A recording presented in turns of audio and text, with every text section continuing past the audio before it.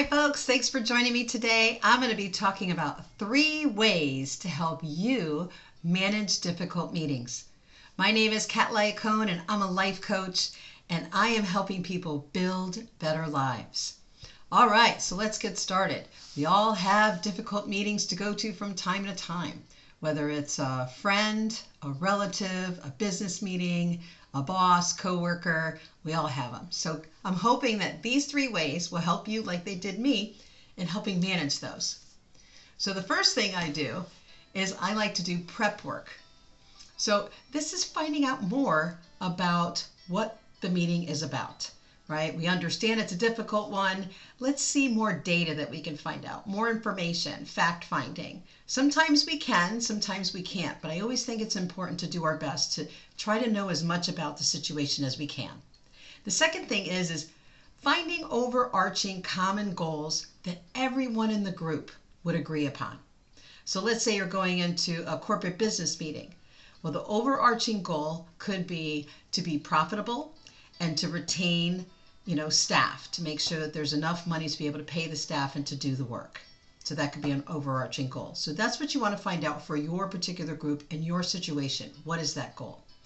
And then the last thing to do when supporting, be prepared to speak on the topic.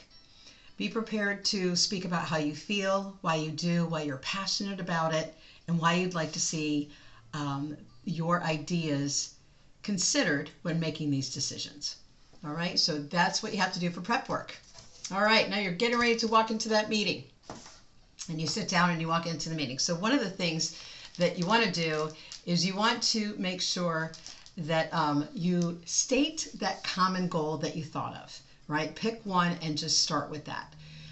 So let's say that you have a client and you're selling their house. So you want to be able to go to them and be like, listen, I understand our overarching goal. Our goal here is to sell your house, right? So you understand the ultimate end result and then identifying mutual ways that the two of you, kind of like a meeting of the minds, to talk about ways how to achieve it, right? So it's more of a collaborative effort. So you have your mutual goal, you both are in agreement, or groups are in agreement. Now here come the next steps, which I think are actually here. All right, this is the next step. So you want to share your ideas with the group, to share kind of like your thought process, your concerns, some things that might be challenges or stumbling blocks to get this done. If everyone is in this meeting, think about it this way, if everyone's in this meeting at this point, that means people do want a resolution, that something has to be done in order to move the needle forward or take the next step or whatever that process is. So by being open, sharing your ideas genuinely, active listening, see where things can mold together, that is a great opportunity for everyone's voice to be heard. People want to be seen and heard, and given that opportunity, people tend to be more open to listening other ideas when their own is heard, right? So use that experience to collaborate ideas, share, talk about challenges. Maybe there's some issues with finances, resources, timing. So it's a great opportunity to address those with the whole group. All right, and then the last step is, now that you've had this collaboration and you've talked about these ideas, how do you move them forward? I think one of the key things is to try to identify 3 to 5 different common goals that came out of that meeting, right?